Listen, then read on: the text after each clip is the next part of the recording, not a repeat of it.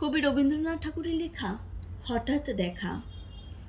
রেলগাড়ি কামরায় হঠাৎ দেখা, ভাবিনি সম্ভব হবে কোনোদিন। আগে ওকে বারবার দেখেছি লাল রঙের শাড়িতে ডালিম ফুলের মতো রাঙা। আজ পরেছে কালো রেশমের কাপড়, আঁচল তুলেছে মাথায় দোলন চাপার মতো চিকন গৌর মুখখানি ঘিরে। মনে হলো কালো রঙে একটা গভীর দূরত্ব ঘনিয়ে নিয়েছে নিজের চারিদিকে, যে দূরত্ব সর্ষে ক্ষেতের শেষ সীমানায় শালবনের নীলাঞ্জনে। থমকে গেল আমার সমস্ত মনটা।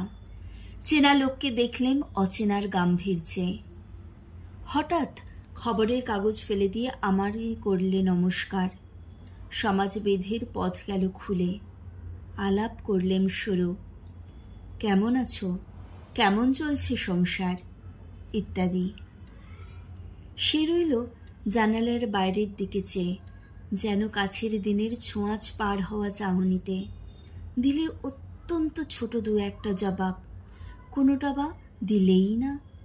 বুঝিয়ে দিলে হাতের অস্থিরতায়, কেন এইসব কথা, এর চেয়ে অনেক ভালো চুপ করে থাকা। আমি ছিলাম অন্য বেঞ্চিতে ওর সাথীদের সঙ্গে। একসময় আঙুল নেড়ে জানালে কাছে আসতে, মনে হলো কম সাহস নয়। বসলুম ওর এক বেঞ্চিতে।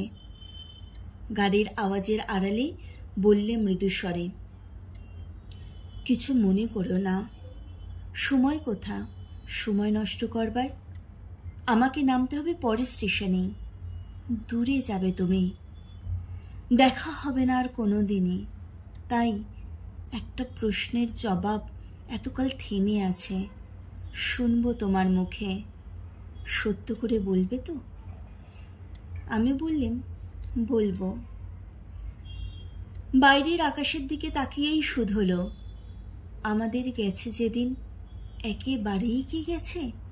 কিছুই কি নেই বাকি? একটুকু রইলাম চুপ করে। তারপর বললেম, রাতের সব তারাই আছে দিনের আলোর গভীরে। খটকা লাগলো, কি জানি বানিয়ে বললেম নাকি। ও বলল, থাক এখন যাও ওদিকে। সবাই নেবে গেল পরের স্টেশনে। আমি চললেম একা। নমস্কার।